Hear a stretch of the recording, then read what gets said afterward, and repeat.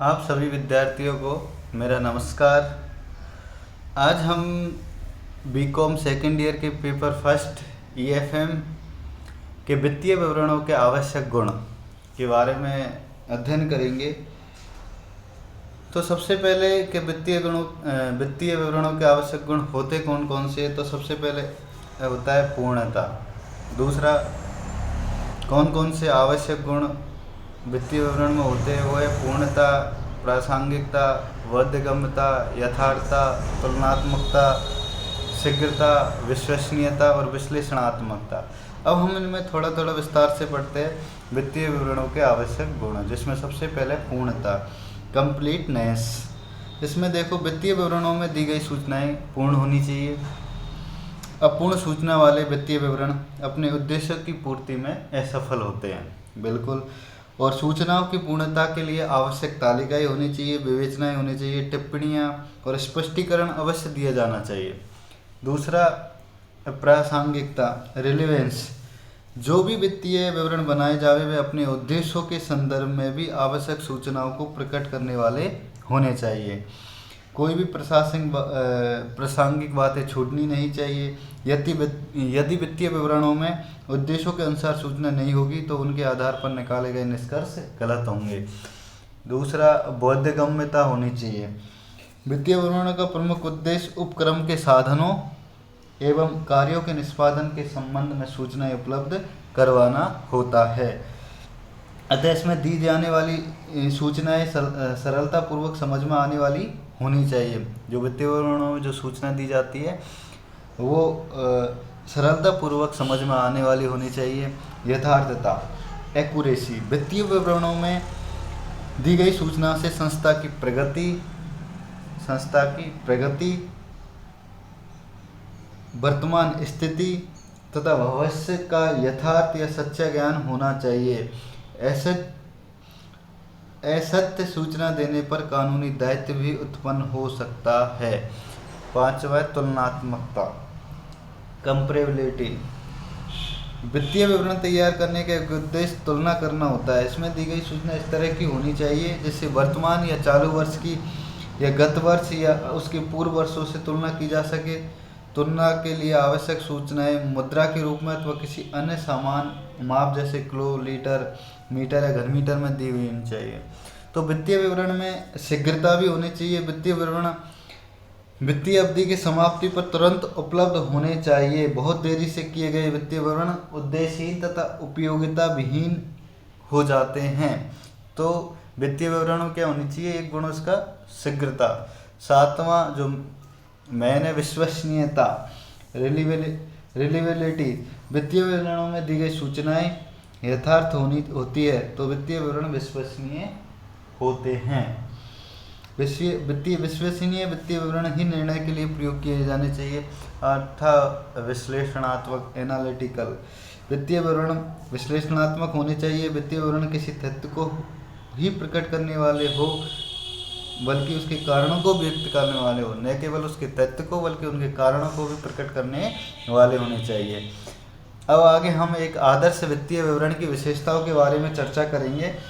तो वित्तीय विवरण इस प्रकार तैयार किए जाने चाहिए। पहला जो इसका है वो है, वित्तीय विवरण इस प्रकार तैयार किए जाने चाहिए जिससे वे तमाम सूचनाएं प्रकट होती हो जिनके आधार पर व्यवसाय की सच्ची तथा उचित वित्तीय स्थिति, फाइनेंशियल स्टेट के बारे में जानकारी प्राप्त की जा सके। दूसरा, वित्तीय विवरण सरल एवं प्रभावशाली तरीके से प्रस्तुत किए जाने चाहिए। एक साधारण बुद्धि वाले व्यक्ति भी इन विवरणों के आधार पर व्यवसाय की सही स्थिति का ज्ञान प्राप्त कर सके। तीसरा, जो आदर्श वित्तीय विवरण है उसकी विशेषताओं के बारे में चर्चा करें। तीसरा, ये विवरण इस प्रकार के होने चाहिए कि इनकी महत्वपूर्ण राशियों को इस प्रकार प्रकट किया गया हो कि अध्ययनकर्ता का ध्यान इस ओर आकर्षित हो जाए। चौथा, गत वर्ष से संबंधित राशियां भी दी जानी चाहिए ताकि इन राशियों की तुलना वर्तमान वर्ष से करके उचित निष्कर्ष निकाले जा सके। अब है पांचवा, वित्तीय विवरण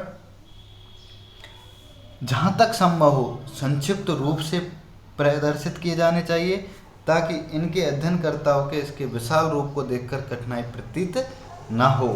6, वित्तीय विवरण पत्रों को अधिक स्पष्ट करने के लिए जहाँ तक संभव हो अनुसूचियाँ बनाई जानी चाहिए। तो ये होते एक आदर्श वित्तीय विवरण के विशेषताएं। आगे हम वित्तीय विवरणों का विभिन्न पक्षकारों के लिए महत्व, आगे हम पढ़ेंगे वित्तीय विवरणों का विभिन्न,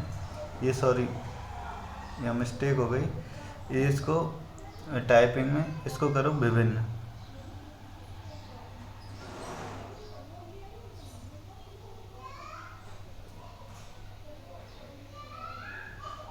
क्या है ये, विभिन्न।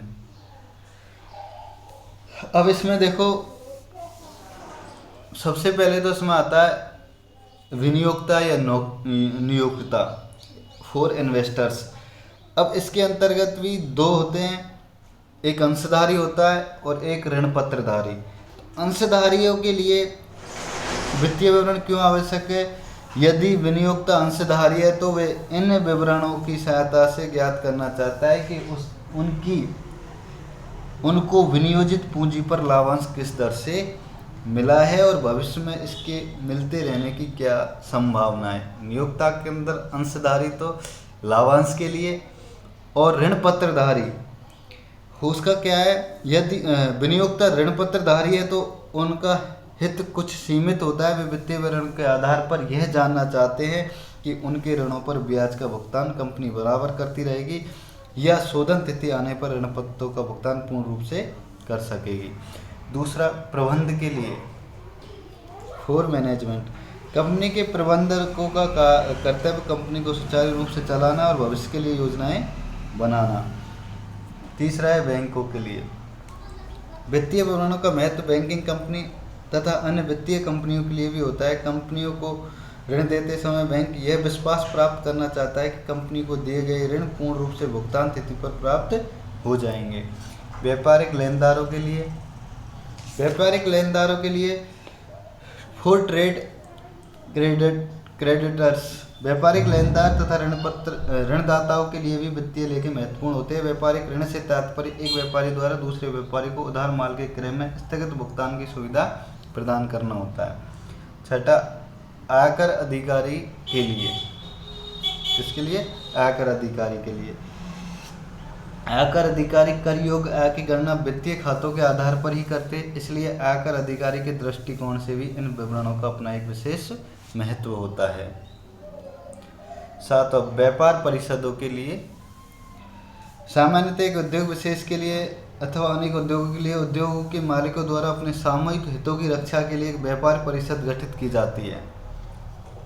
स्टॉक एक्सचेंजों के लिए भी इसका एक पक्ष है या इसका एक महत्व है। स्कंद विपणन केंद्रों पर सूचीबद्ध कंपनियों के अंशों व ऋण पत्रों का क्रय विक्रय होता है।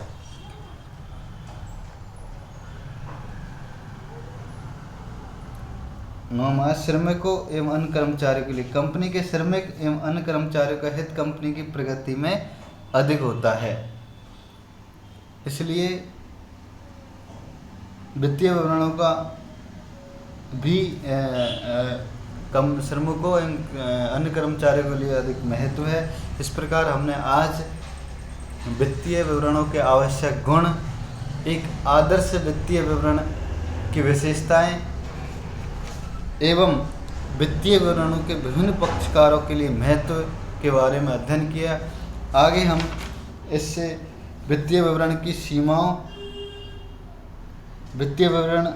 प्रमुख वित्तीय विवरण कौन कौन से उनके बारे में अध्ययन करेंगे इससे अगले वीडियो में। आज के लिए बस इतना ही। Thank you.